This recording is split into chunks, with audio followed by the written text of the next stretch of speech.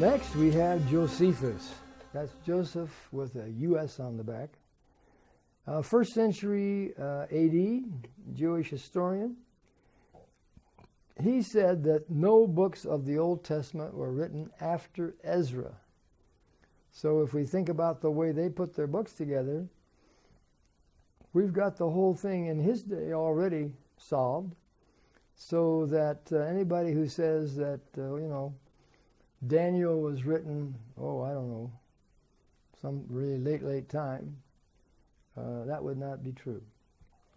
That would have to be really strange. And then from him is Origen, O-R-I-G-E-N, at A.D. 250, and he wrote his Hexapla, which is just like it sounds. Hexapla, 6 columns. 6 columns of text, and I have portions and pieces of some of that. I think I'm sure a friend gave me a CD upon which I've got the 6 columns. Most recently. And this is a synopsis, really, of the OT and its versions. So you've got some Old Testament there, you've got some other things that go into the whole picture. It's primarily used for textual criticism thereafter, but also gives an indication of the vocalization of Hebrew text in his times. If we want to know how to pronounce some of the OT words, sometimes it's the Greek that helps, because in certain periods of time, the Old Testament was written without vowels. So we can see how that works sometimes by what the Greek has picked up. The trouble with Origen, however, was that he allegorized the Old Testament. So in allegory, you assign different meanings to various features in the text that are not there automatically or easy to see. So, allegory is something we can talk about a little later. But that was a problem, because people wouldn't say this text means exactly what we believe the people who originated, and in the time in which it originated, thought about it, but some other meaning is important, and that's not good. Next we have one of the heroes of biblical translation in Jerome at A.D. 40. He translated the Latin Vulgate around A.D. 45, and he said that the Pentateuch was substantially Mosaic. So that was his assessment. He suggested that the law book found in the temple in 2 Kings 22 was Deuteronomy. We'll see how that might or might not be so. Doubtless the greatest Bible interpreter of the Christian centuries, he went to Bethlehem and studied Hebrew, and he did that with the rabbis. He also mastered Aramaic and also translated the New Testament. I might throw in there that he realized that the Apocrypha was not up to the level of truth and understanding and all of that. It didn't have the right, enough of the attestations of the other books in the Bible. And so he wanted to throw it out. He did the Latin Vulgate. He didn't want the Apocrypha in there, but the church, of course, had already by that time used the Apocrypha to justify some of her doctrines, and including the prayers for the dead and so forth, which appears somewhere in about, like 2 Maccabees 12. So that was, again, that kind of problem that you'd expect when you go outside the canon and begin to do other things. Then we move up to the invention of printing, about 1450, and the Gutenberg Bible. This signaled the revival of learning, coming out of the dark ages that were truly dark from the standpoint of any progress in biblical exegesis. Have I used this word before? If so, it's a very prominent word. Exegesis. I try to say it as simply as I can by contrasting it with exposition. And exposition is what your pastor does. He explains, he exposits the word. And we hope that that's what the church, your church, does. Because there's all kinds of ways to talk about a whole lot of things in church these days, even as calling it a sermon that really doesn't amount to biblical exposition. Prior to that, and implying the original languages, you have the original languages in hand, you're drawing the meaning out of the text. You're taking the meaning out of the text, and doing so with Hebrew, Greek, and the occasional Aramaic, and that's a different story. You can have good pastors and good preaching without the original languages, I know, even though I'm a Hebrew teacher by trade. But I sure think that it's wonderful and good if you can also have some knowledge in Hebrew, and it will certainly help you. I know a lot of people use Strong's Concordance and to find different kinds of Hebrew words and so forth. That's good to a point. But sometimes it leads you astray with things that are just not quite accurate. That's why I like to have real Hebrew class with real people. I know you're doing it online now and so forth, but that's the objective. The invention of printing, then.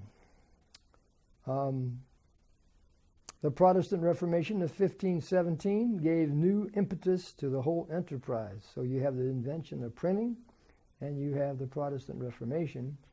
All attention was turned to the Bible then, and all that kind of thing. I've read, that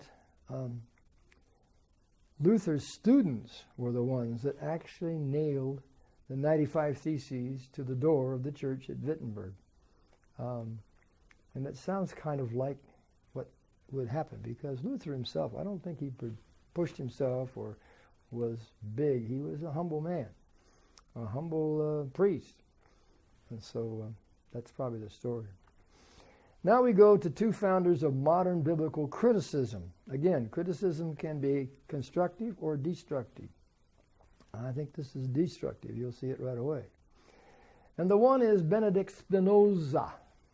Spinoza was very big in philosophical circles.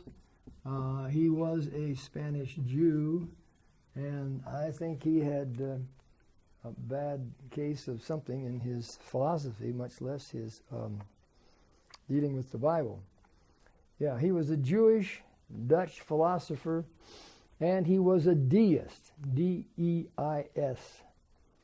We'll talk about that shortly. He was one who was over on the philosophical side, so he was doing this and that with philosophers like Descartes and so forth. He's thought of as a monist, and again, I won't take you very deeply into philosophy. He died in 1677. He decided that Genesis to 2 Kings was a single work, compiled by Ezra in the role of an editor. He made much of the Psalms and Proverbs after the exile, but he is not known as a real friend of the Bible. So I don't know. It sounds pretty good here, but I know better than that. Next you have Richard Simon, just like it sounds, S-I-M-O-N, a French priest. He also said Ezra compiled from a long list of scribes. Neither of these men were well received in their times because the deists were hated. D-E-I-S-M. They were hated because a lot of times they deserved it, of course. A definition of deism. There are two uses of the term. One, God has no immediate relation to the world, with the world. He is responsible for the world, but has no commerce with it. Prayer and hope are fruitless. We would call that the absentee landlord. That's a big, big bunch to swallow. Responsible for the world, but no commerce with it. Started things and yet let it run by itself. Prayer and hope are fruitless. My goodness, it sounds like modern day evolution or something. And the absentee landlord pretty well says it. Nobody likes an absentee landlord, you know. Never comes around and fixes anything. 2, second definition, this refers collectively to a group of religious thinkers of the 17th and 18th century in England and France. They wanted to justify Christianity and developed a harmony of reason and revelation. That's the problem. Man doesn't justify Christianity. Man participates in Christianity. But if you're a philosopher, you want to get all that philosophical out there. And what is philosophy but love of wisdom?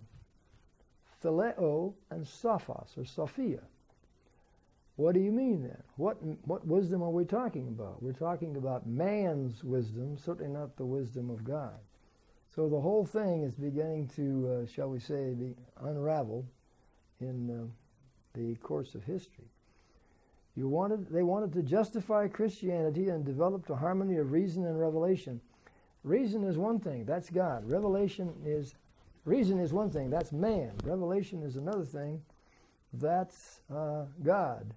And it sounds like some sort of a admixture that won't work. In fact, they assaulted traditional supernaturalism, or against the supernatural, and external revelation, that is, it comes from outside. They concluded that revelation was superfluous. Reason is the touchstone to religious validity, and religion and ethics are natural phenomena. Therefore, God, to them, need not be appealed to. And scholars, names that you might look, included Toland, T-O-L-A-N-D, Collins, Tyndall, T-I-N-D-A-L, not to be confused with the good Tyndale of later times, Chubb, C-H-U-B-B, and Morgan, and also Voltaire of France. That's a well-known philosopher that is a big problem to us. He lived from 1694 to 1778.